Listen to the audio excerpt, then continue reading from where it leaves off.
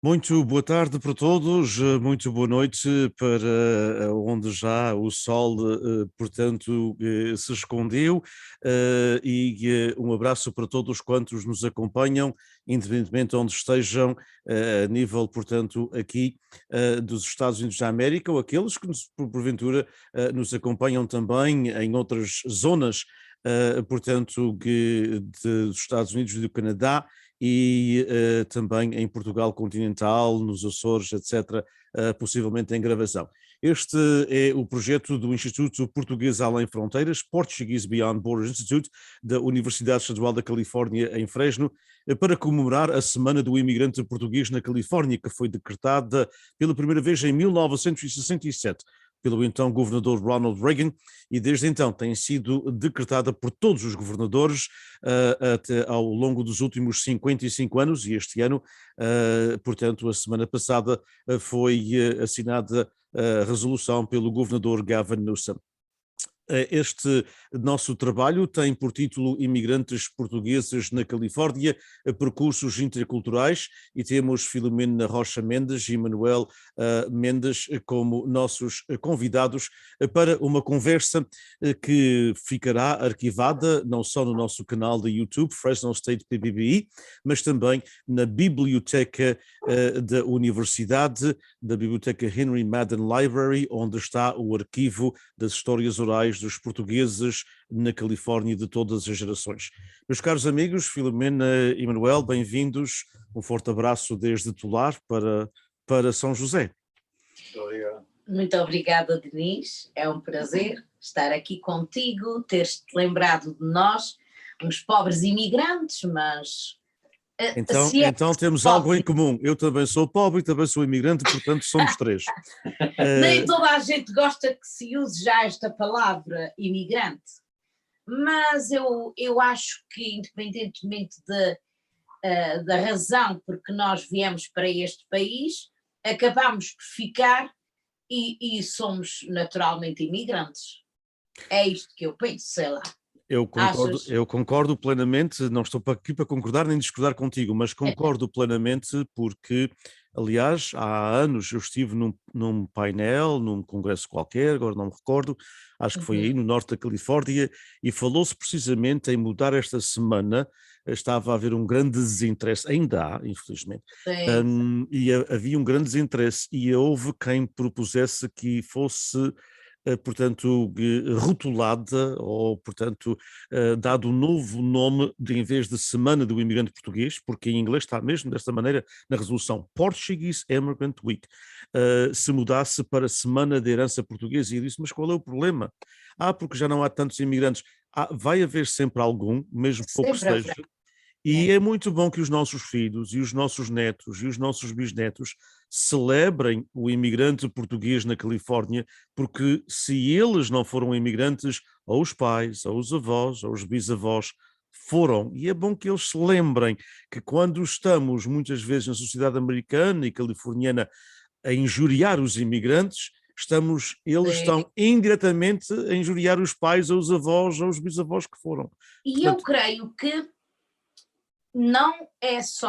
não acontece apenas na imigração, porque eu já reparei que mesmo na nossa própria terra, de onde saímos, que há pessoas que têm uma certa aversão a esta palavra, que chamando-nos imigrantes, somos uns pobrezinhos coitados. E portanto somos umas pessoas que não são ou muito letradas, ou que, enfim, fomos embora porque não tínhamos nada na nossa terra, quando afinal há muitas pessoas que deixaram, ok? O caso de muitos imigrantes que eu conheço, o Manuel a casa dos pais, eu a minha casa também, a casa dos meus pais, e portanto se nós voltarmos ao fim de uns anos para o nosso ninho primário, nós vamos encontrar alguma coisa de nós, alguma coisa nossa, e portanto não fomos assim uns pobrezinhos coitadinhos que nem soubemos ler nem escrever É verdade que isso também aconteceu, mas não somos assim tão ignorantes e tão parvinhos que não saibamos a situação em que estamos, em que viemos e em que, se formos para trás, talvez encontremos pessoas que terão sido menos do que nós, neste aspecto de vivência uns com os outros, de saberem mais ou menos que os outros, porque eu acho que nós encontramos pessoas que também souberam enriquecer-nos. Eu acho que nos enriquecemos conhecendo até outros povos, que não apenas o nosso. Exato. Eu perguntaria também a ti e ao Manuel, há de facto um movimento, e ainda bem que falaste, e é um bom pontapé de saída para esta conversa, ou seja, há de facto um movimento em Portugal, e eu quero me referenciar a estas relações, porque vocês, portanto, estão cá, mas estão lá, têm a vossa filha lá, Sim. portanto, tem a vossa neta lá, há uma grande relação, portanto, com Portugal constante nas vossas vidas, que muitos imigrantes já não têm, porque o seu mundo está muito mais cá do que lá. Claro. E compreende-se isso. Mas há um movimento em Portugal, nos Açores, e em todo o país, que é para nos rotular-nos de portugueses que vivem fora.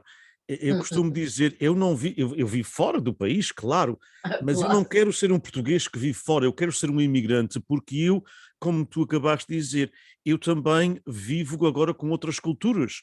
Eu agora conheço Claro, melhor outras culturas, outras raças, outras religiões, outras identidades, então e isso não. tornou-me muito mais global, não achas? Exatamente. Claro, e até- E hoje é a tal palavra que tu disseste, global. Exato.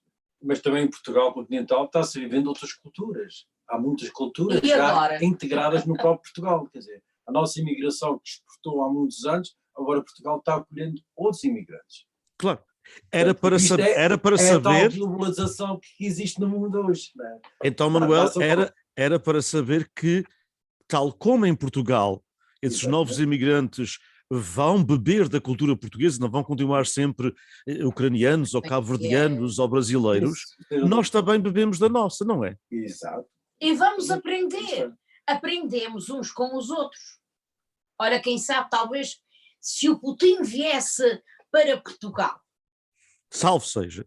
salve seja, com aquele géniozinho que tem, e quem sabe até talvez pudesse beber melhor da nossa cultura, entender o que nós somos, e dos que ele não quer, ou que quer que regressem para ele, mas que não querem estar com ele. Talvez ele entendesse mais. Eu penso que ele talvez vai querer mais um vinho verdadeiro que outro. Ouvi dizer que ele é perito nessas coisas. Pois, o nosso vinho verdadeiro foi há muitos anos para lá para Exato. Quesadas, né? Eu acho que ele foi e que ele é o último dos Quesares, parece. E portanto, Pois. imagina, ele deve ser mais especialista nessa parte. Exato. Infelizmente. Olha, eu perguntar-vos-ia, nessa linha de pensamento, consideram-se mais... consideram-se os dois, não é? Portanto, podem até ter opiniões diferentes. Consideram-se seres humanos diferentes porque imigraram? O que é que a imigração vos trouxe, na vossa opinião? Consideram-se diferentes daqueles que ficaram lá, que nunca que nunca imigraram? Não. Não, de maneira alguma. Não. Se bem que haja pessoas que quase que fazem um certo à parte, que eu não vou dizer diretamente discriminação, mas eu acho que eles têm uma certa aversãozinha, uma coisinha contra, porque houve pessoas mesmo que nos disseram, talvez passados uns 5 anos, depois de 2 anos eu fui lá, o Manuel ficou, e eu fui com a minha filha, e eu fui nessa altura à inauguração da Rádio Horizonte, e houve pessoas que ficaram Eu podia até ter ficado um pouco magoada com isto, mas eu apenas foi chocada pelas pessoas não terem uma abertura ainda nestas coisas de encontrar outras pessoas, de ir a outros países, porque eles estão habituados fomos a Nova Iorque, ok? Para eles a América é Nova Iorque, para algumas pessoas, claro. Para o tal José Povinho, que teve que emigrar à procura de melhor sorte, pois talvez aí esse já seja diferente. Mas, do contrário, depois fomos às compras, fizemos as compras, até mesmo as do Carnaval, das danças para ou marchas de São João, foram a Los Angeles Em e São Francisco, e portanto para eles este é o mundo americano. Eles não conhecem ou não conheciam bem o outro mundo, o outro lado da América, da migração. porque eles não querem conhecer, eles teimam em não conhecer. E isso é que fez com que, ou faz com que algumas pessoas se sintam magoadas. O imigrante, o próprio imigrante, sente-se magoado e obriga-se muitas vezes a dar certas respostas que eles não esperam. Como, porque é que foste para a América? Chegaram a fazer esta pergunta e ao Manuel também. Porque a nossa América é aqui. Nós temos tudo. O Manuel pode dizer na nossa altura da imigração, isto foi em 85, Portugal ainda não estava na CEE. Entrava ou não entrava. Claro. Havia aquele passe indeciso se entrava ou não. E tomámos a decisão, vamos até a América. Viemos na América na Aventura, um projeto de programa de televisão, de rádio, que foi sempre isso que nos envolveu. E por cá quis ficar e voltar para trás. O Manuel nunca mais quis, o Manuel apaixonou-se. Mesmo trabalhando nas vaquinhas. Apaixonaste para a América, foi? Gostaste muito disso? Foi! Gostei muito. Ninguém arrancava o Manuel. Mas porquê, Manuel? Porquê? O que é que te levou? Porque tiveste que ir fora da tua profissão algumas vezes, e porquê? Sim, completamente diferente. Eu nunca trabalhei em vacas na minha vida e tive que trabalhar, porque isto foi o tal chamado trabalho precário que a gente tem que agarrar devido à situação de estar ilegal, não é? Claro. E da língua, etc. Da língua, exatamente. Mas depois, quando se está legal, depois tem-se a oportunidade de escolher algo melhor, não é? Claro. Mas tive que ficar por ali no vale de Torloque e Relmar. Foi muito bom. Pronto, foi uma experiência... E foi um vale de lágrimas, porque... Sim, de certa maneira. De certa maneira, a mãe morreu quando nós estávamos aqui, depois também a tua mãe morreu. A minha mãe também. A tua mãe é que morreu, o meu pai morreu, foi ao contrário. Foi ao contrário. Assim, portanto, o primeiro cartão postal que tivemos de Natal foi a morte do meu pai e a morte da minha sogra. Mas mesmo assim, gostaste da América? Gostei da América. Gostei da América porque a América foi aquela coisa de... Uma ilusão, talvez. O poder de compra e poder-se comprar. Claro. E poder-se comprar e poder-se trocar. Claro. Naquela altura, na nossa terra, não se fazia isso. Comprar está comprado. Ainda havia muito aquele espírito. Hoje as coisas têm outra facilidade, há outra formalidade das coisas, completamente diferente. Mas a gente estamos a falar numa ilusão já de há 36 anos, 37 anos. Pois. Há 37 anos, na minha terra, na Ilha de Cheira, não era assim. O poder de compra era fraco e não se podia escolher. Claro. Mas, portanto, apesar dessa paixão que tu tiveste, deduzo que a Filomena não teve a mesma paixão, mas, mas o que é que mais vos espantou na palavra terceiriza que nós usamos? O que é que quando vieram em 85 a comunidade já era outra, não é? Comparado com quando nós viemos, eu com 10 anos em 68, portanto, era uma comunidade muito diferente nos anos 70 e houve alguma evolução. Mas o que é que mais vos chocou quando aqui chegaram e começaram a vossa vida na América? Para mim, que eu já tinha estado aqui, depois de eu Ok. fazer o meu curso no Rádio Clube de Angra, e ter concorrido para locutora, eu vim cá. E o meu pai não queria de maneira. Os meus pais estavam cá, mas por pouco tempo. E o que me chocou muito ainda foi a maneira como as pessoas falavam, que metiam as palavras em inglês mal falado, dentro das palavras portuguesas também mal faladas. E isso para mim foi choque. Mas como é que as pessoas não conseguem? Mas eu naquela altura não pensava que as pessoas tinham ido para lá, quer dizer, para cá. Estou a pensar agora que estava no Val de São Joaquim. Claro, claro. E portanto, nessa altura eu pensava, mas como é que pode ter sido? Eu não tinha ainda a noção das coisas, Das distâncias, não é? E das tudo. distâncias. Sim.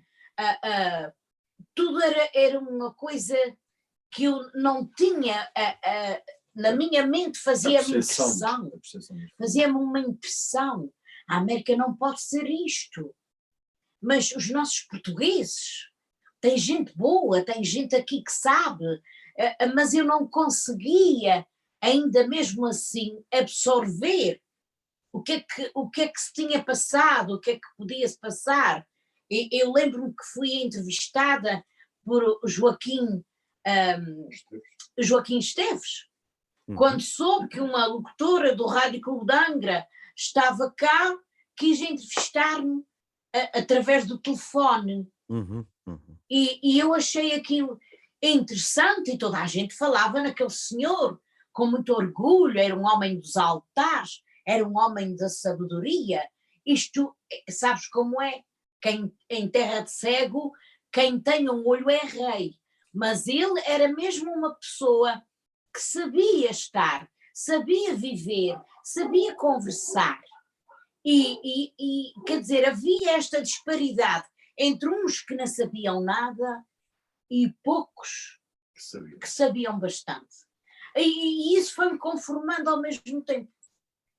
E já quando depois eu vim com o Manuel, que tinha uma certa adoração, que queria a América, fui eu que pedi ao Vítor Cruz, porque ele já tinha tentado e não tinha tido sorte nenhuma, e nós conseguimos vir e até trouxemos material para fazer programas de televisão, a nossa terra, a nossa gente, não é? Quer dizer, isto foi tudo uma panóplia de coisas que aconteceu e que fez de nós pessoas também a admirar os nossos portugueses neste lado. Mas aqui posso dar aqui um outro à parte. É engraçado que um ano antes de imigrarmos, que vieram para a América em 85, e em 84 eu fui com o grupo folclórico das Doze Ribeiras, portanto, à França, portanto, praticamente quase um mês de visita à França no Festival de Folclore. E o interessante aqui é que eu estava com vontade de ficar na França, porque todo o meu tempo de escola eu aprendi francês, sabia escrever e ler e falava fluentemente francês. Mais do que não sabia quando vim para a América, não sabia falar inglês. Claro. E está a tal diferença. E queria ficar na França naquela altura, não pude ficar porque o governo estava a repartir os portugueses para legais para as suas terras, e os que estavam ilegais estavam a estar lá de fora. Claro. Portanto, eu vim para a América. Olha, Tinha sido uma experiência muito diferente, não é? Mas podia ter ficado na França em 84.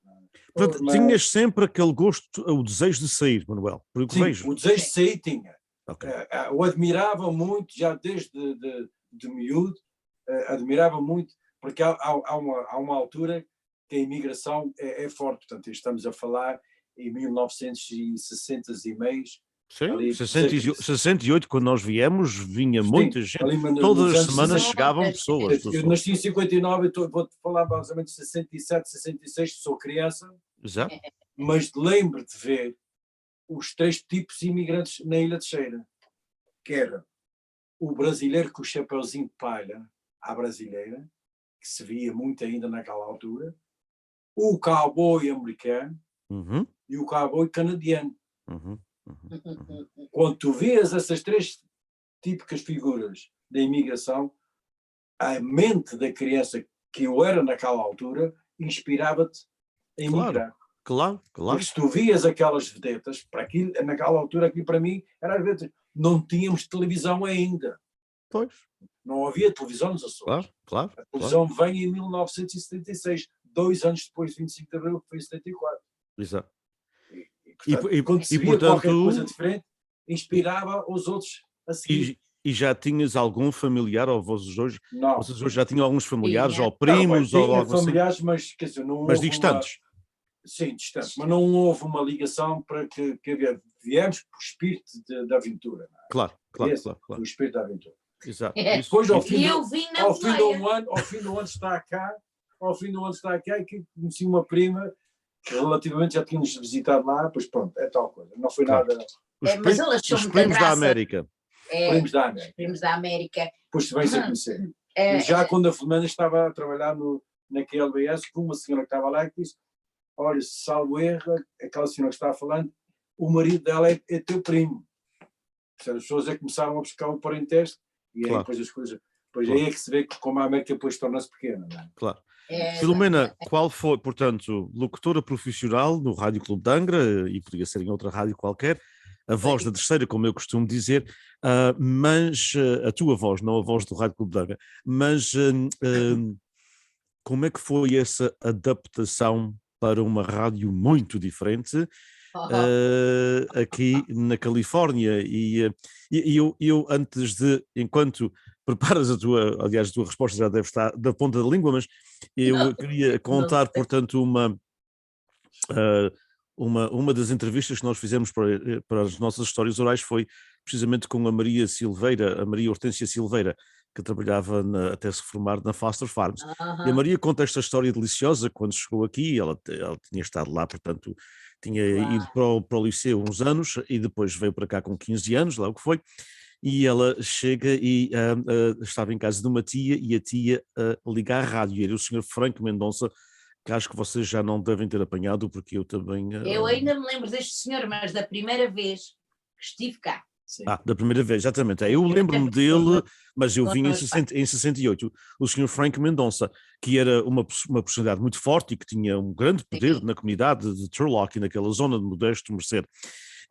E ela estava a ouvir a rádio, ela contar esta história, está gravado, as pessoas podem ver no nosso arquivo, e ela disse que, portanto, ela contou em inglês, porque a entrevista foi feita em inglês, e ela disse que ligou a rádio, e a tia estava a ouvir a rádio, e olha para a tia e diz: "Oh tia, mas o que é isto?" E a tia disse: "É o nosso rádio português." E ela disse: "Eu que estava habituada, que ia para a rádio, eram pessoas que tinham, portanto, carteira profissional, etc., não é?" Sim. E ela disse, eu digo: "Tia, mas este senhor não está a falar bem, este senhor não sabe falar português." E a tia olha para ele e diz assim: "Não, a gente gosta muito dele, ele sabe falar muito bem, ele ajudou-me a ter os papéis americanos para tu vires para a América." Essa foi E portanto, como é que foi essa adaptação? Foi um chazinho bom, mas depois a minha adaptação, pois isto é como o outro, tu não tens outro remédio e ficas, ok? É claro, eu sabia desta tendência que o Manuel tinha pela América. Em princípio também eu vinha grávida, ainda por cima, não é? Depois tive a minha filha, num mês tudo isto se resumiu, e num mês eu fiz um programa, 3 programas aliás de televisão, logo depois de eu ter tido a minha filha, e fizemos aqueles 3 programas, e eu fiquei no princípio um pouco animada, percebes? Depois é que foi o cair em mim. O cair em mim veio depois. Aonde é que eu me meti? Para onde é que eu vim? Este não é o meu mundo. Porque só depois é que eu comecei a trabalhar na rádio, porque em princípio eu era para regressar. E o Manuel não queria regressar. E eu tinha, portanto, contraído uma dívida no hospital de Turlock para ter a minha filha, a nossa filha, não é? Olha, $7.000 naquela altura são uma fortuna hoje. Claro. Eu não quis deixar uma dívida destas nas mãos da minha comadre, que foi a minha amiga de infância, que depois veio a ser a madrinha da minha filha, já se sabe, porque eu estava na casa dela, era o mais que faltava, não? Ela foi a pessoa a quem eu devia tanto naquela altura e que era minha amiga antes. Claro. E, portanto, tudo isso contribuiu para que eu ficasse. E, como a gente costuma dizer, acomodasse. Eu acomodei-me a uma situação que depois, hoje eu posso dizer, talvez eu tivesse seguido outro caminho muito melhor, mas também não pude ir contra talvez o que era a maré. Porque quando eu regressei, a rádio já não era a mesma coisa também lá. Já tinha muitas preocupações, já ninguém ganhava quase nada, era tudo voluntário. As colegas quase que desapareceram, percebes? Uns ficaram magoados porque eu fui para a Rádio Horizonte, mas não fui para o Rádio Clube de Angra. Quando a Rádio Horizonte paga-me passagens, faz tudo para que eu regressasse à ilha, mas para a sua rádio. E sabes, são também situações a quem a gente deve, não vou dizer que devo a vida, claro, mas que as pessoas se comprometeram comigo, eu também devo-lhes respeito. E foi assim que as coisas se tornaram. Mas, relativamente falando na rádio, pois nada tem que se compare. Eu, naquela altura, antes de vir para cá, eu já falava, já tinha entrevistado pessoas daqui que tinham ido à ilha, como agora que é sacerdote, o nosso reverendo Padre Silveira. Eu entrevistei-o e naquela altura ele era muito jovem, não sei se já estava casado, já falámos até nisso, mas ou ia-se casar, qualquer coisa assim. E claro, entrevistei outras pessoas, o Aires Medeiros, que também já não está entre nós, enfim, outras pessoas que depois... Que também fez um programa, que também fez o Aires Medeiros, como tu sabes. Sonhos de Portugal, lembro-me. Exatamente, teve o seu programa, era uma pessoa muito delicada, muito, muito certinha, que teve as suas, enfim, os seus programas e que toda a gente admirava muito. E entre outras pessoas que já me vou esquecendo, mas encontrei, por exemplo, é claro que como eu estava a dizer, a direção das coisas tomou outro rumo e eu fui-me adaptando, fui compreendendo, porque nem toda a gente era letrada, encontrei pessoas, pois, como a Maria Hortência, que foi que achou tudo um mistério. Já se sabe que é tudo muito diferente. Claro. Encontrei muita gente que não sabia falar português, que falava na rádio e eu ficava admiradíssima, como é que esta pessoa está na rádio a falar e não sabe dizer as palavras e falava tudo como se estivesse aqui, sei lá, ao serão, numa desfolha de milho.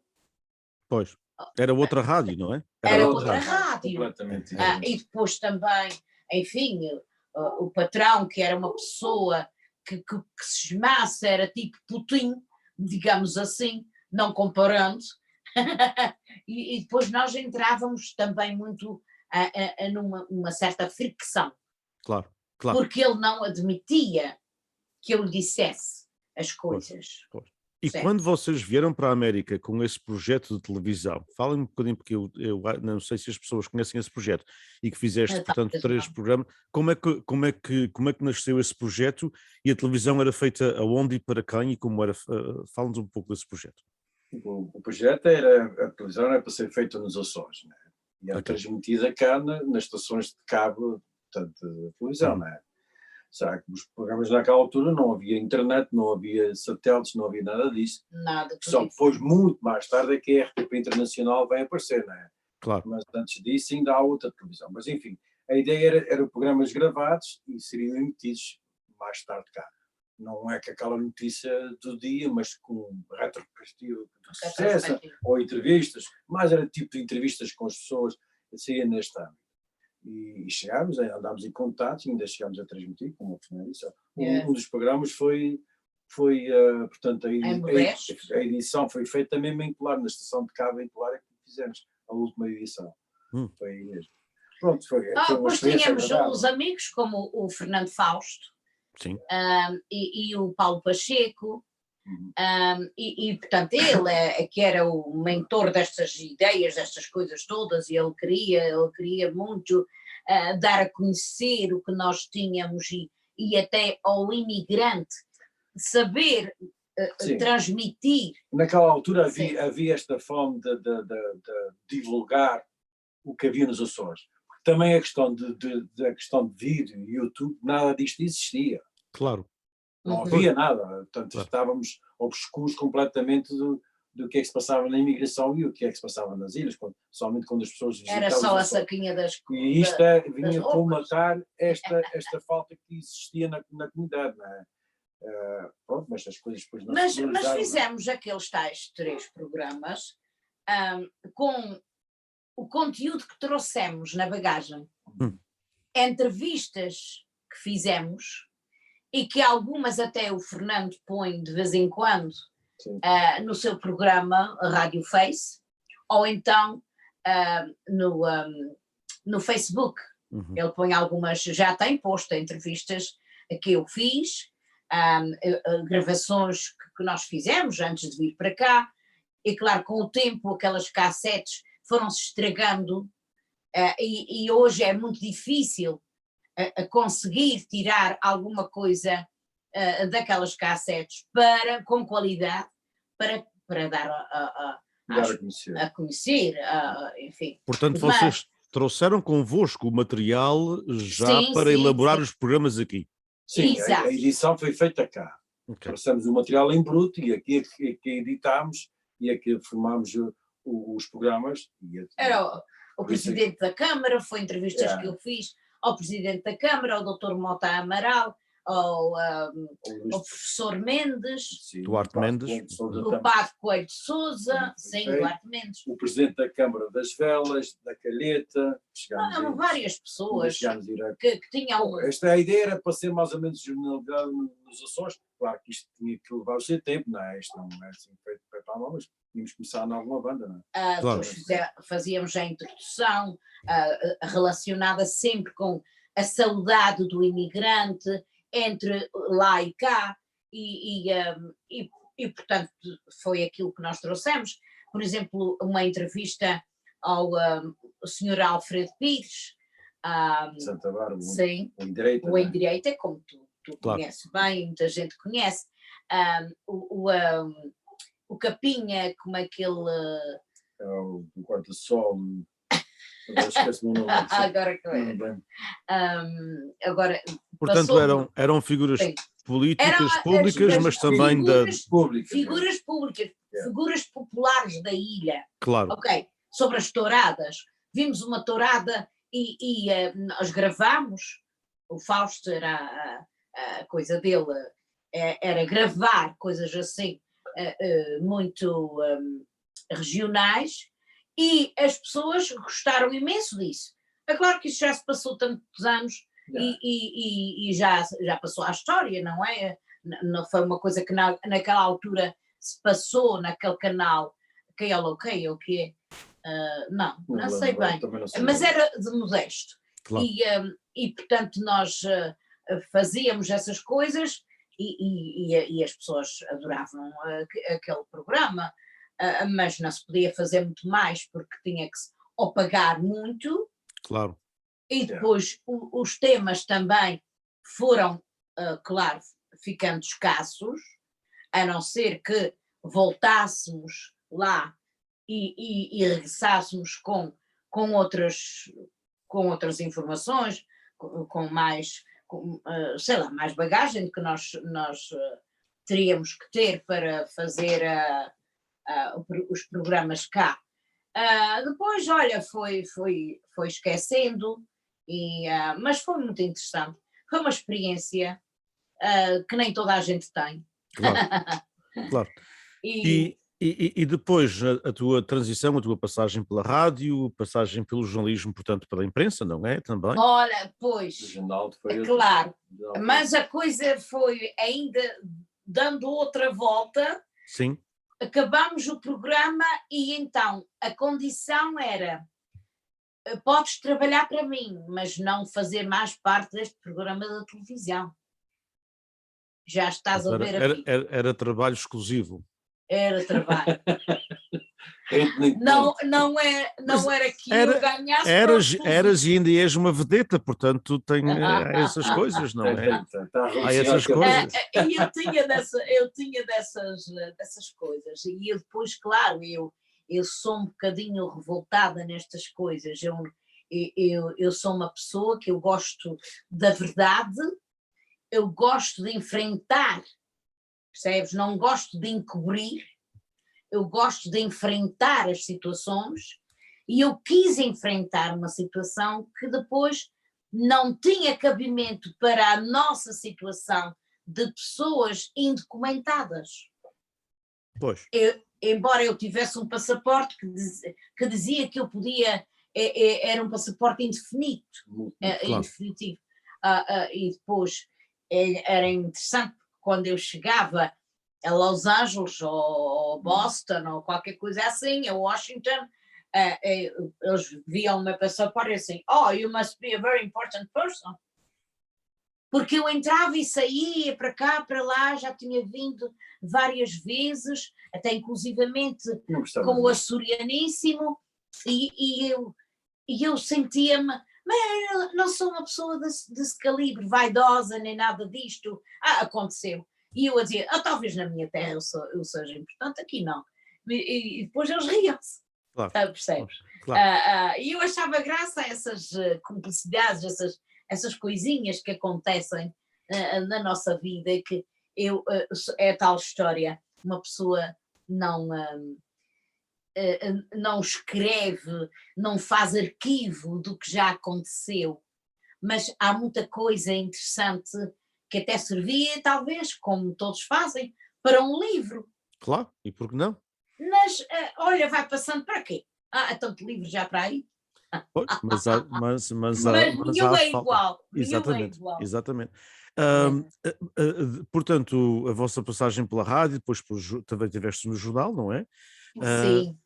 E entretanto também vocês têm estado ativos na vida artística da comunidade, gravaram, eu conheço um CD, talvez mais, mas eu conheço um, o do William. É só, sim, nós de CD nosso só aquele, e temos canções soltas que nós, por exemplo, quando participámos do Festival Latinoamérica, pois nós levámos 2 canções em espanhol. Porque isto foi em São Francisco. Porque foi em São Francisco e era a canção latina. Era o festival latino, era um latino-americano, mas era em espanhol. E portanto foi também um acontecimento interessante.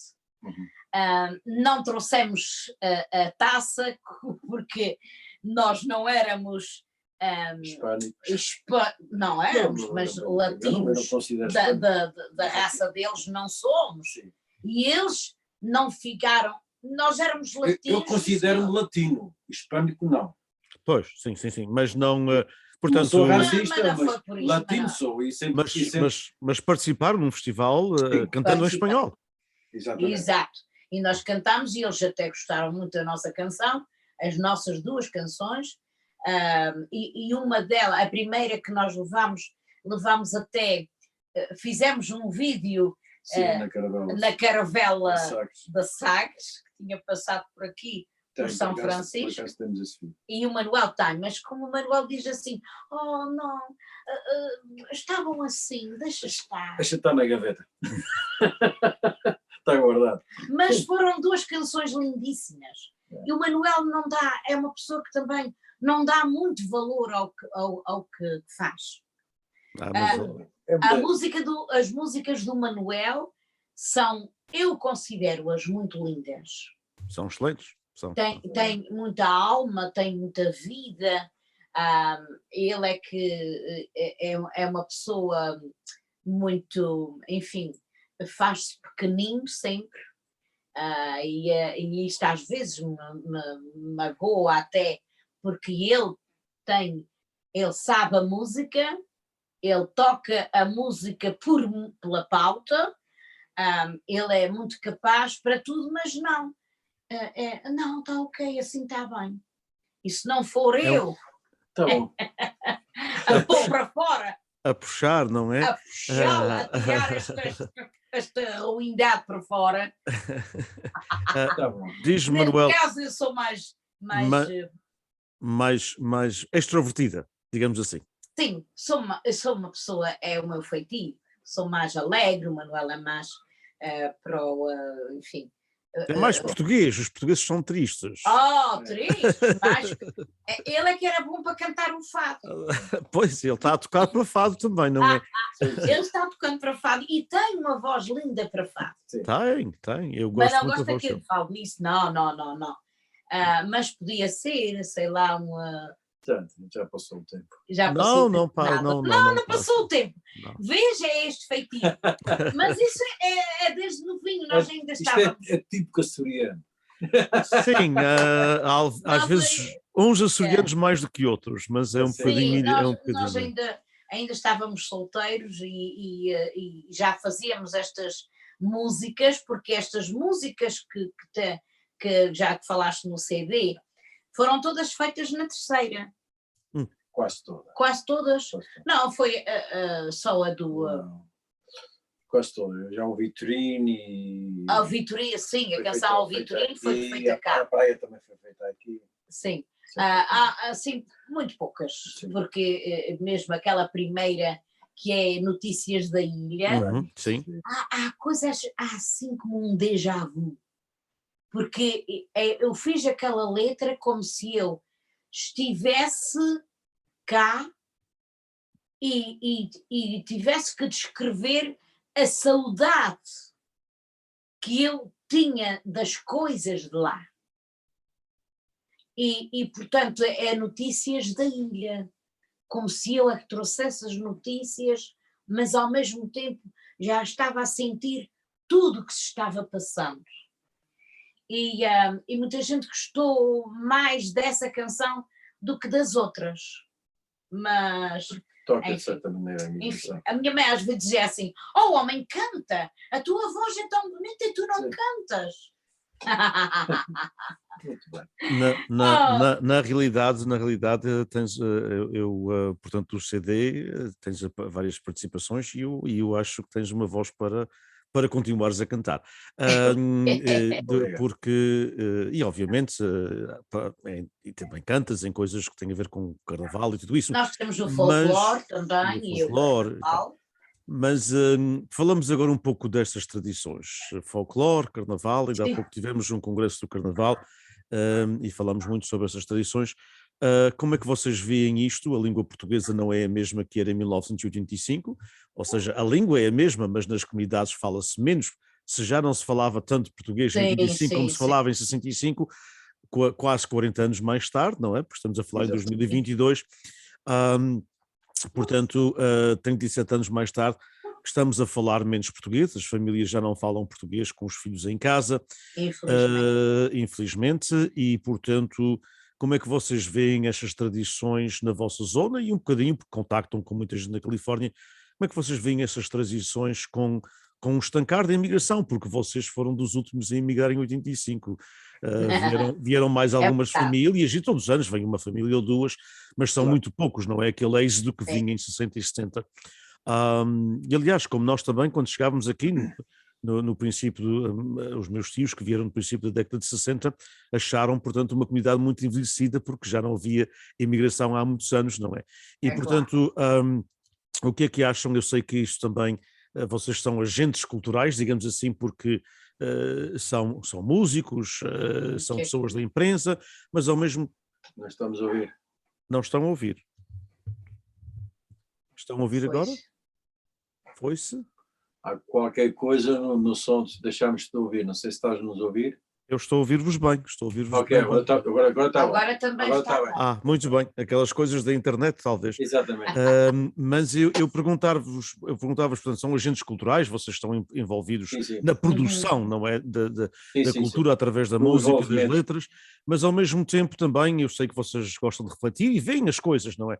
Como é que vocês veem essa preocupação ou têm alguma preocupação em termos de comunidade do futuro com cada vez menos português nas nossas casas, nos nossos salões, nas nossas festas? Não sei se queres falar. Não, diz lá. Pois o que eu vejo é que se está apagando, está borrando, não é? Como talvez diga o brasileiro. Já não existe aquela apoteose, porque se o português deixa de ser presença nos nossos salões, então isto está-se acabando. As nossas comunidades, que eram grandes, estão a fugir de um lado para o outro. E é a palavra certa, porque a vida começou a ficar mais cara. Sim. As pessoas que estavam aqui deste lado já estão no teu lado. Para o lado de Fresno. Exato, e vão para outros lugares onde a vida passou a ser mais barata, porque o Vale de São Joaquim ainda consegue ter pessoas do Vale de Santa Clara. O Vale de Santa Clara foi um vale de prestígio, que enriqueceu talvez, não enriqueceu, mas conseguiu tirar mais partido dos empregos que teve e conseguiu amealhar mais para depois ter outras comodidades no Vale de São Joaquim, que aqui deste lado já não lhe permitem. Porque a vida social, a vida que tínhamos, está completamente diferente. Deixou de existir. Pois, então, o carnaval, as danças, aquilo que se comprava, as roupas que se faziam, ou que se mandava buscar já feitas, os penachos, já não existem tanto deste lado. Porque foi que há menos participação. Exato, não há tanta participação, as pessoas começaram a pensar que havia outra maneira de estar, já não falando tanto português, porque já tem outra vida para associar-se com os pais, com os primos, com os avós, com os irmãos. Depois também a internet contribuiu para esta ausência, esta desmistificação das nossas festas. As sociedades estão a perder pessoas que já não podem contribuir tanto com a sua presença. Em parte diz-se que os velhotes tiveram culpa, porque não deixaram os novos fazer parte dessas sociedades. Mas eu não sei se já é tanto assim.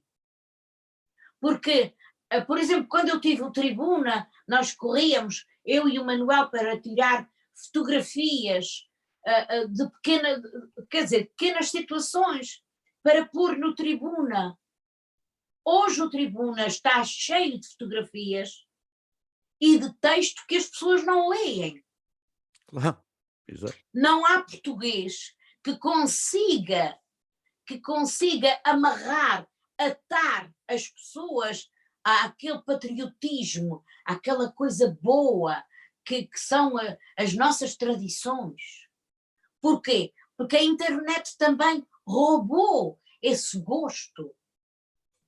Não soubemos manter ou não soubemos atrair a nossa gente para as coisas boas. Há um outro pormenor que a gente já não consegue. É o caso das sociedades estarem com pouca gente, estarem a fechar, como o Atlético, todas as irmandades, e não só, as sociedades filharmónicas, está tudo num dilema. E achas que esse dilema é porque aqui no Vale de São Joaquim, portanto em algumas zonas do Vale de São Joaquim, particularmente Turlock, eles não têm problemas em encher salões, mas na nossa área também temos algum, e no Sul também se queixam, alguns se queixam, outros não.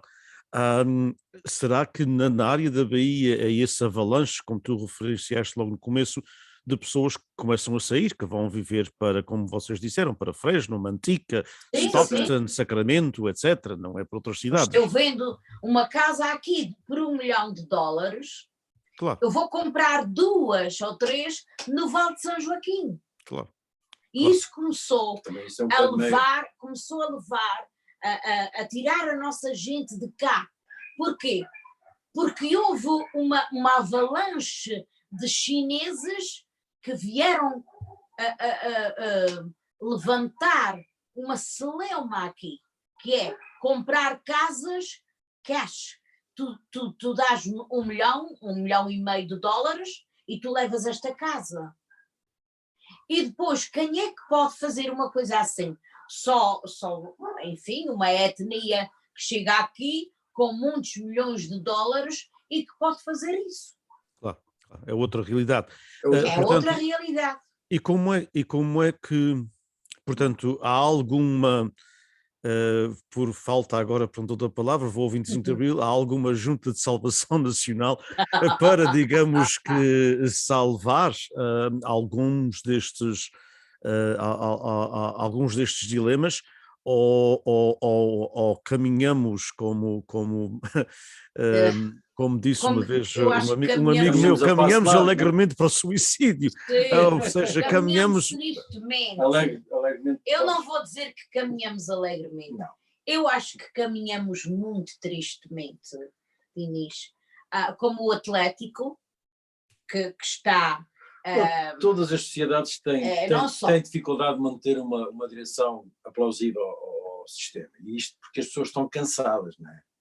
As pessoas de uma certa idade, não é? E os novos não têm interesse neste momento. Os novos não têm interesse porque há que mudar a estrutura das coisas que faça chamar a juventude, não é?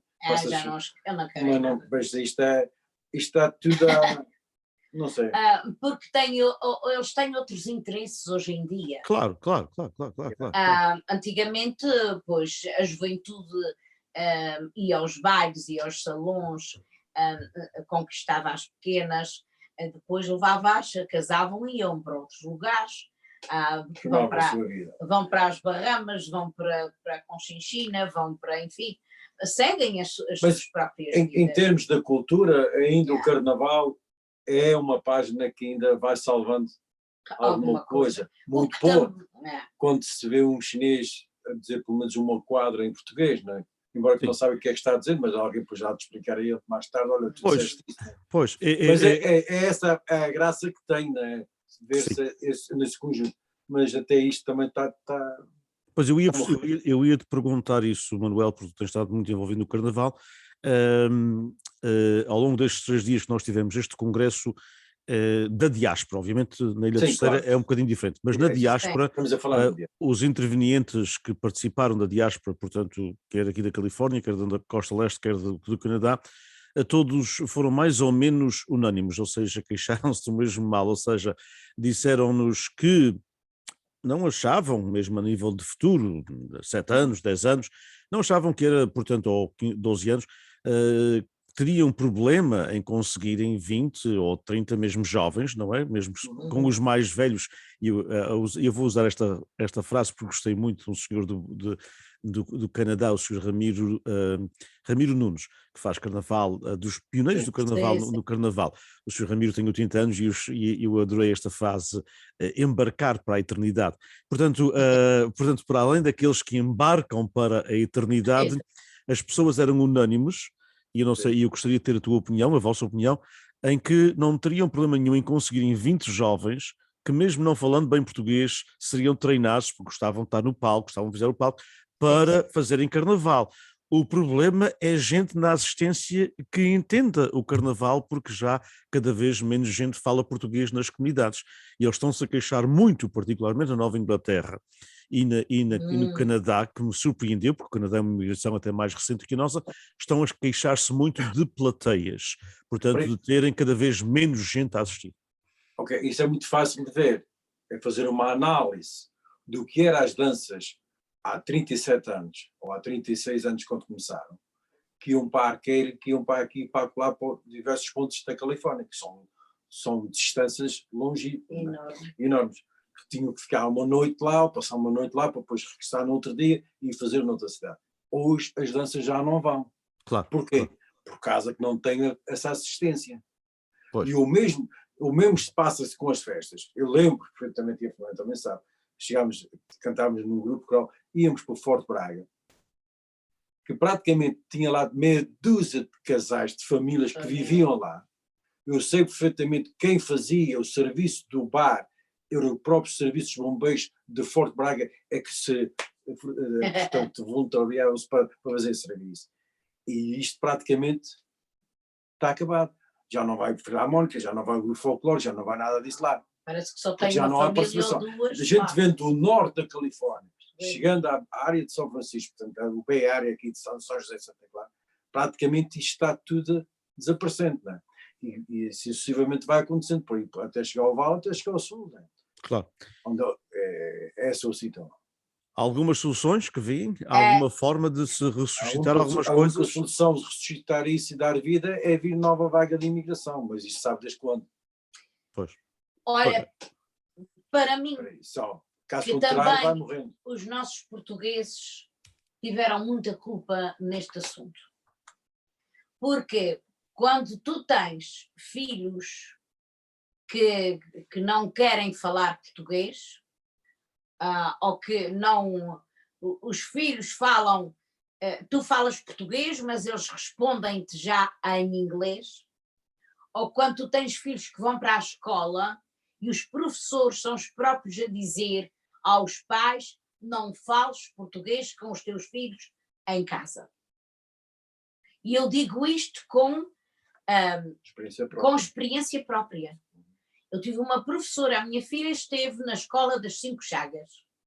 Primeiro, quando nós viemos aqui para a área da Bahia, sim, para São José, a minha filha teve que esperar por uma pequena vaga para ter classe numa escola pública, e era onde eu queria que ela continuasse. Ela teve essa vaga. O padre Noia disse-me: não, tu trabalhas para mim, porque nessa altura eu comecei a trabalhar para ele, trabalhava na estação de noite, aos domingos, de dia às vezes, quando calhava a maré, e depois de dia eu ia trabalhar para as 5 Chagas, na reitoria, e portanto eu era secretária do Padre Noia, e enfim, atendia todas as coisas que me apareciam. E o Padre Noia, que Deus tenha, disse-me: não, eu gostava muito que tu tivesses a Jéssica aqui na nossa escola. E eu disse: não posso ter, é muito caro para ter a Jéssica aqui. E ele disse: não, nós vamos acomodar isso, vamos estudar o assunto, e assim foi. Ele estudou a maneira de eu ter a menina lá na escola. E portanto, foram mesmo as próprias professoras que não queriam que eu tivesse, que eu falasse com a minha filha em português, ou que ela me respondesse em português. E eu disse assim, não, olha, eu tenho muita pena, mas a minha filha tem cabeça, não é só para penteado. A minha filha tem, portanto, um cérebro que desenvolve, e se vocês podem ensinar e terem alunos que falam o espanhol, a minha filha pode falar o português. Obviamente que essas professoras não percebiam muito sobre as crianças, porque Claro. para se aprender línguas é na tenridade. Mas hoje, É no Denise, convívio. hoje é mais fácil a questão das línguas, não é? Mas aqui há uns anos a coisa não era assim. Sim, mas não era assim tanto estamos a viável. falar, portanto, o quê? 87, 88, 89, 90, não é? Mais ou Sim, menos por aí, já sim, 90, não é? Depois nós tivemos Portanto, em uns anos. 90, portanto, Quando nós viemos, o meu filho mais 95, velho nasceu em 90. 80 e foi para a escola em 85 sem saber uma palavra em inglês. Claro. E nenhuma E a minha professora... filha também, E nenhuma mais ou professora me menos. disse isso. E ele não teve problema nenhum, nem ele, nem o irmão. E, aliás, eu conheço uma família, todos eles passaram pelas minhas mãos como alunos, que o pai é português, a mãe é mexicana e os filhos são completamente trilingues, completamente. Falam português, espanhol Claro. e inglês. Falavam E eu português acho que com o isso pai, Ainda espanhol bem. com a mãe.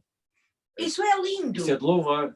É de Eu louvar. acho que isso é lindíssimo. Agora é triste às vezes a gente encontrar alguém que está no nosso próprio grupo, não vou dar nome, Claro. No folclore, mas não falam português, porque foi restrita essa questão, exatamente que a Filomena temos uma mencionou, família enorme. que não falassem português em casa para as crianças aprenderem inglês, sabe? Portanto, isto é o tal erro. Claro. E alguns erros foram, portanto, as pessoas não conheciam o sistema, não é, etc. Mas naquela altura foi eu fiquei assim como uma ovelha negra dos pais da escola das Cinco Chagas, mas eu não me importei. Eu disse, não, eu tenho muita pena, mas a minha filha vai continuar a falar português em casa. É a minha língua, eu estou agora como o doutor Maior Dias, é a minha pátria, e até Fernando Pessoa, Claro. mas eu não deixei que isso acontecesse. Pois. E talvez havia uma certa rixinha contra mim, mas eu não. Hoje a minha filha até me agradece. Quem é que eu não adivinhava que a minha filha, quando crescesse, quisesse regressar a Portugal? Depois de casada, não é? Claro. Depois de casada, não é? Se bem que já quando fazias a herança atlântica, ela vinha, exatamente. Ela como vinha, criança, era a única criança. Era a única criança presente. Presente. E ela gostava tanto. Mas ela gostava imenso. Porque ela foi habituada de pequenina a acompanhar-nos, não é? E nós falávamos sempre na nossa terra, na nossa ilha, e ela dizia sempre, mãe, aquela tua ilha. Ela ainda hoje diz, mãe, eu gosto tanto da tua ilha. E raramente foi lá porque sabes que era difícil. Claro. E voltar aos nossos Açores, não se vai com conchas de lapas. A gente gosta de as encontrar lá. Pois. Não sei se a SATA aceita conchas de lapas para pagamento, mas podemos tentar um dia desses, não é? Não acredito. Mas foi uma transição assim muito engraçada e depois no dia, portanto, quando ela fez o seu exame, o último para sair da escola no 8º grau e depois ir para a coisa, a professora dela chorou.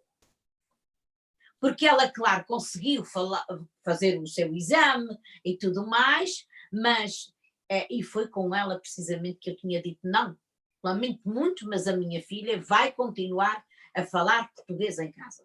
Claro. E quando ela saiu, ela olhou para mim e ela chorou. Claro. Com quem diz, tu fizeste bem, foste uma pessoa... eu gosto, eu sou assim, eu não posso admitir coisas dessas. Isto eu acho que tirar a sabedoria eu considero sabedoria. Quando a pessoa pode aprender mais do que uma língua, eu acho que é sabedoria, é continuar outras coisas, é ter outros conhecimentos, a tal globalidade que nós só podemos entender com a língua. Claro. Houve muitas razões nas comunidades, particularmente não na vossa geração, quando para cá vieram em 85, mas houve pessoas que vieram o meu pai e a minha mãe, os meus pais que já faleceram os dois, como vocês sabem, o meu pai dizia-me que talvez tivesse sido um erro ter continuado a insistir comigo a falar português em casa, porque assim nunca aprendeu inglês e tinha colegas que tinham. Meu pai não gostava de ordenhar vacas, nunca tinha ordenhado uma vaca nos Açores, e porque meu avô tinha, mas ele tinha ido para outra profissão, e portanto viu-se aqui e condenado por não saber a língua. E houve de facto, naquela geração de 1960, algumas pessoas que utilizavam os filhos, quando os filhos chegavam a casa, para os filhos lhes ensinar inglês. Não foi o nosso caso. No nosso caso sempre falámos português em casa. Mas houve também esse dilema das pessoas virem dos Açores, particularmente nos anos 60, eu falo à geração pós, não é? Capelinhos, que veio nos anos 60 com pouquíssima instrução, portanto, académica dos Açores, era a quarta classe e alguns nem a tinham, não é? Nem Portanto, a tinham, alguns nem a tinham, porque o sistema era o que era, e portanto as pessoas chegavam aqui e para se ligarem ao mundo americano e terem uma oportunidadezinha de um trabalho melhor, um empregozinho em vez de um trabalho, entravam no inglês. Portanto, mas houve também situações necessárias, mas houve também há muito descuido da nossa comunidade em não insistir junto das entidades públicas em termos mais escolas de ensinar português, e agora é tarde demais, não é? Para muitas coisas. É tarde demais. Tudo tem um preço e nós exato. contribuímos para este preço. Exato. Não foi o meu caso, mas foi o de muita gente, não é? A minha filha hoje vive em Portugal, gosta muito de lá estar. O marido não fala tão bem o português, mas o trabalho dele é em inglês e ele já sabe um bocadinho melhor. Hoje em dia a minha neta é bilingue. Claro, ainda bem. E uma última pergunta para concluirmos, ou talvez penúltima, e olhando para este movimento associativo que está com grandes dificuldades, ainda há pouco estava a dizer, portanto num outro diálogo que tive, uma pessoa que vocês conhecem, que já não está aqui, portanto está entre nós os vivos, mas já não vive em Tolar, é o padre Raul Marta, que foi pároco aqui em Tolar durante muitos anos. Já não está aí. E reformou-se e vive na sua Lisboa, não é? E faz ele muito bem. E, portanto, já saiu há alguns anos.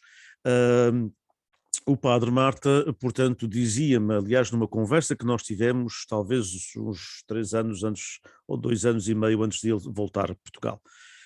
E na altura eu ainda estava envolvido com algumas associações locais, e ele dizia-me, Diniz, é melhor matar do que deixar estas coisas caírem aos bocados. Se vires esta associação X, Y ou Z, em que eu estava envolvido, em estado moribundo, vê se dás um pé para que isto não caia aos bocadinhos, porque é o pior que se pode fazer para uma associação, para uma organização, é deixar aquele património cair aos bocadinhos. É melhor, portanto, que caia, mas intacto. Qual é a vossa opinião nesse aspecto? Quer dizer, com estas associações que estão com alguns problemas, isto é melhor fechar-se a porta, e não me refiro a ninguém. Dar a machadada. Dar a machadada ou esperar que as coisas vão e pouco a pouco então vão morrer, se não puderem ser revigoradas, porque algumas podem ser. É uma questão dos jovens pegarem e darem outro tom, não é? Qual é a vossa opinião?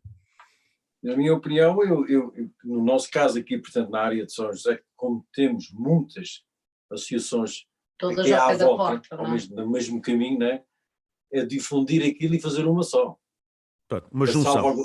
Para salvaguardar a pátria nesse aspecto, né? O que houve com as sociedades fraternais, temos esse exemplo. A PFSA é uma junção de 5 sociedades. Algumas terão que vender o edifício, né? Para pagar ou reaver algum, né? Que é assim mesmo, pelo menos livrar-se da dívida, portanto, e tornar aquilo numa só. Portanto, temos aqui 3 filarmónicas, é verdade que ninguém quer despir a farda para dar ao vestir a outra, não é?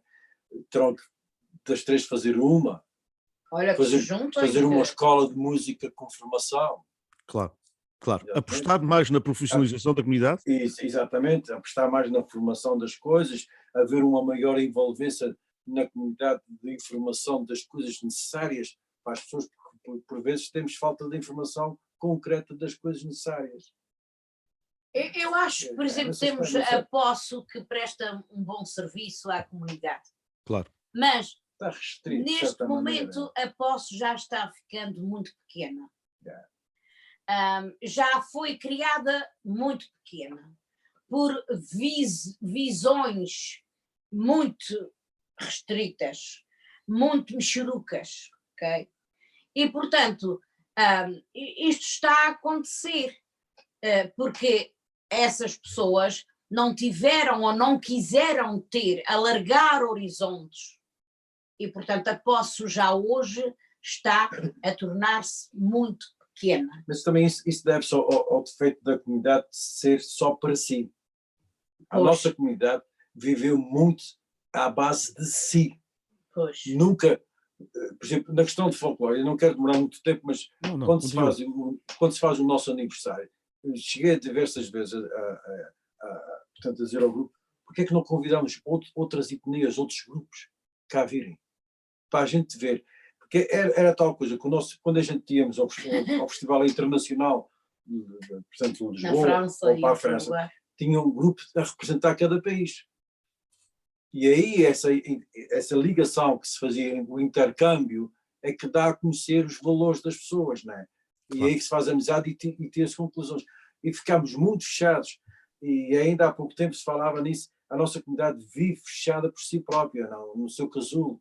Não quer que ninguém lhe roube. E aí está. Por isso está morrendo, de certa maneira, à míngua. As suas raízes não se expandiram, a não ser para os portugueses. Pois, e nenhuma comunidade sobrevive isso. Toda a gente hoje come tacos e burritos mexicanos sem ser mexicano, exatamente. Não é? Tudo está dessa maneira. A comunidade italiana desapareceu. Mas entretanto os americanos continuam a comer esparguete, não é? Exatamente. A gente só se lembra disso e a gostarem da música, música italiana, não é? Falta o dito mainstream da nossa comunidade. Por exemplo, uma vez, há pouco tempo ainda que me quiseram matar, entre aspas, não foi, mas matar porque eu sugeri e continuo a sugerir, e sugiro, e podemos discordar, vocês dois comigo, e tudo bem, ou seja, eu achava que o Festival de Folclore, por exemplo, que vocês estão ouvindo, deveria ser no mundo americano, devia ser numa Disneylândia para toda a gente ver o Festival de Folclore. Mas não! Devia ser, portanto, o Festival das Bandas de Música, devia ser num condado, num fair county qualquer, onde toda a gente ouvisse a nossa música, porque não se precisa perceber português, para se ouvir a nossa música das nossas filarmónicas, se precisa perceber português, mas eu gosto muito de ver folclore da França e da Ucrânia e da Bielorrússia. Portanto, como eles fazem em Angra do Heroísmo, fazem o festival todos os anos, exato. O Cofite, não é? Do Cofite, ok? Eu ia dizer o Fitei, mas o Fitei é do teatro. O Cofite, e portanto nós poderíamos alargar um maior horizonte em que todos pudessem participar. E a tal coisa da língua já não era tão necessária, embora seja. Olha que não há ninguém para cantar o folclore. Os nossos pequenos não cantam folclore. Se não for eu e mais 2 ou 3 pessoas à moda antiga, portanto pessoas já com mais idade, não temos ninguém que cante folclore daquele grupo que está ali. Também há outra... não sabem ler, não sabem escrever, não sabem cantar as nossas modas. E isso também tem um aspecto muito importante, se a gente quer falar na comunidade em si, que é a participação na igreja. A juventude não vai à igreja. Sim, isso acontece. A nova igreja não tem catequese. Ora, só aí está Portanto, está o tal calcanhar daqueles, não é? Onde é que está a juventude? Não tem catequese, não há formação na igreja. Eles fazem a formação de outra maneira, mas não há participação. Se não há participação, como é que vamos ter juventude? Pois. E esta envolvência da juventude na igreja é que se pode criar, de certa maneira, envolvê-los ao pouco e fazer deles a participação deles. E é aí que vai surgir as vozes que cantam, mesmo que cantam em inglês, mas vão cantando alguma coisa, porque já vi chineses a quererem cantar, ou vietnamitas a quererem cantar alguma canção em português daquelas músicas religiosas, mas lá vão devagarinho, não é? Pois, ao mal ou bem vão devagarinho. Podia ser a mesma coisa que as nossas crianças. Claro. Isso, mas não estão participando, não, acabou-se. Claro, porque, e eu sei que estás a tocar, Manuel, para fado, porque o fado está com boa vida, os americanos gostam muito de ouvir o fado. Sim. E acho que gostariam também de ouvir o nosso folclore e ouvir as nossas bandas de música que são diferentes, não é? Exatamente, mas isto tem que haver uma outra envolvência a nível tipo americano. Claro.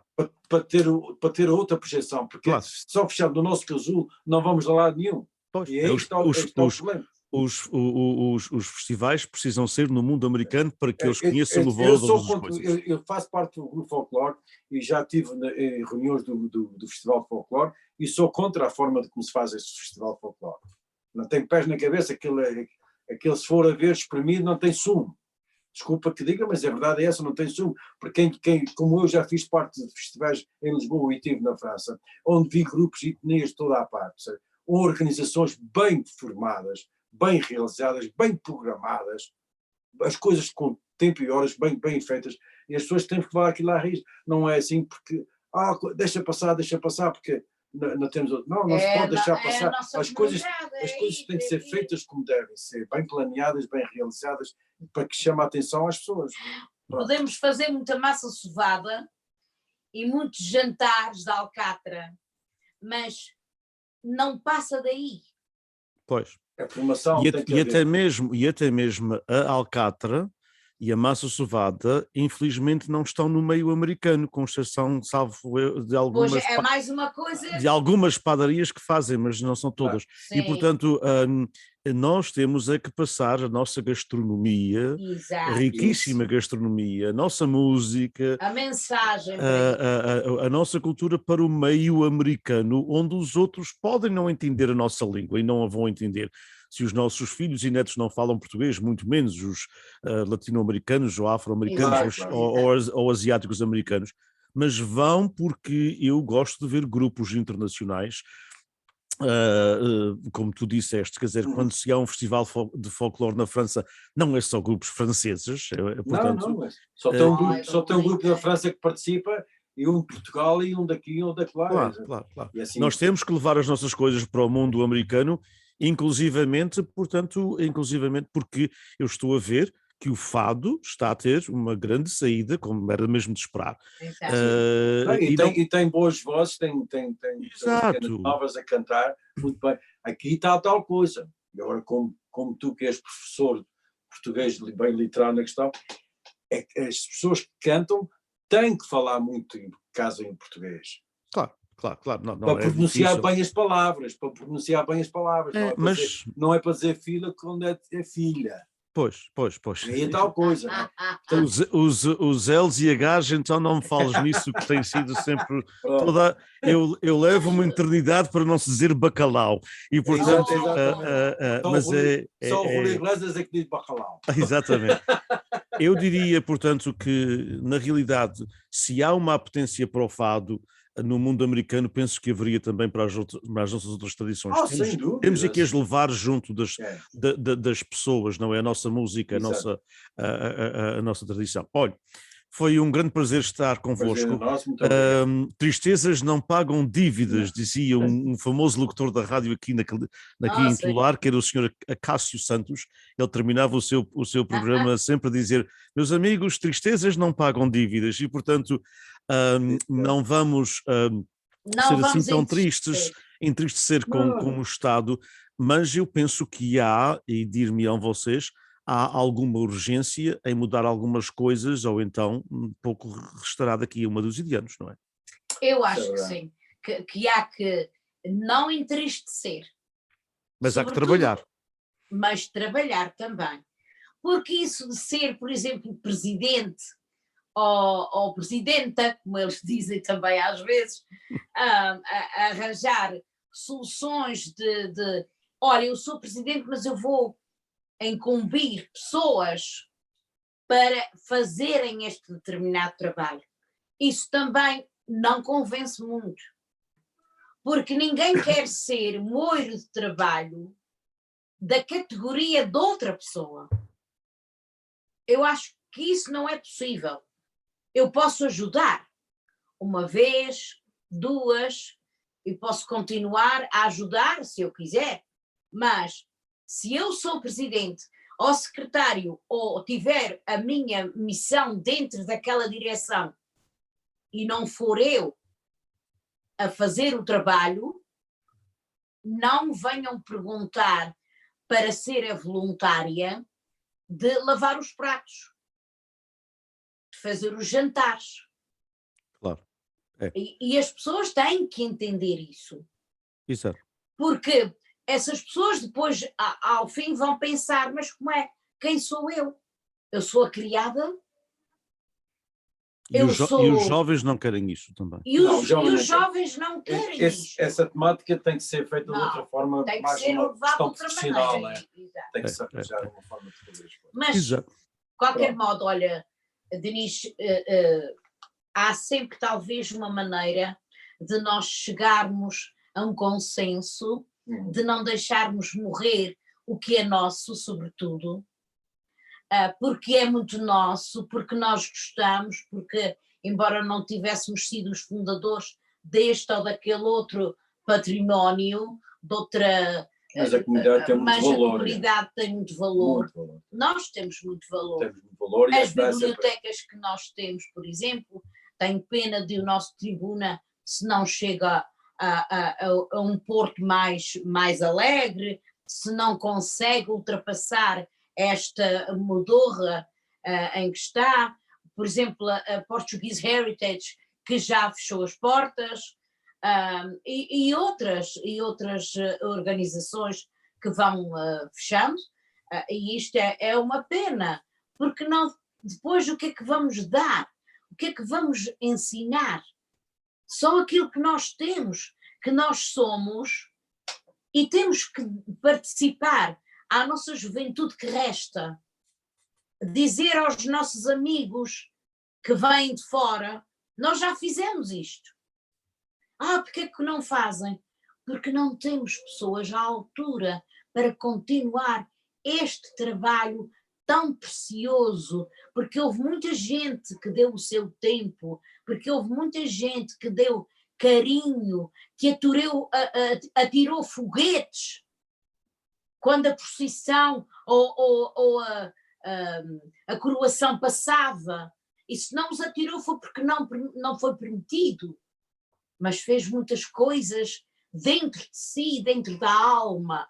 A alma vibrou com aquilo que foi passando, e podem dizer, as nossas coroações são mais bonitas na ilha, mas aqui nós já fizemos outras coroações que também alcançaram prestígio, que também tiveram aquele glamour, aquela envolvência.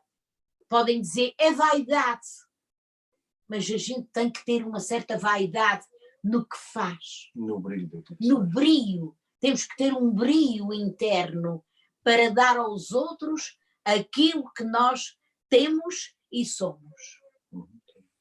Linda maneira de terminar, não podia dizer melhor. Muito obrigado, Filomena Rocha Mendes, Manuel Cunha Mendes, muito obrigado a vocês dois. Obrigada, Denise. Obrigado por tudo o que fazem e continuam a fazer. E é bom que a nossa comunidade entenda que aquilo que disse uma vez, aliás, acho que é título do livro da Hillary Clinton, em que ela dizia "It takes a village", portanto, na realidade, um dos nossos dilemas, e ainda há pouco também falávamos sobre isso, um dos nossos dilemas é que as pessoas que têm feito muitas coisas, como é o vosso caso, começam a sentir-se cansadas e, portanto, a gente também não, como tu Exato. acabaste de dizer, não podemos exigir mais às pessoas, precisamos mais gente envolvida nesta nossa comunidade. Um abraço, muito obrigado por Obrigada, vocês. um grande abraço Obrigado. para ti. Um abraço. Felicidades. Igualmente, obrigado. Obrigada.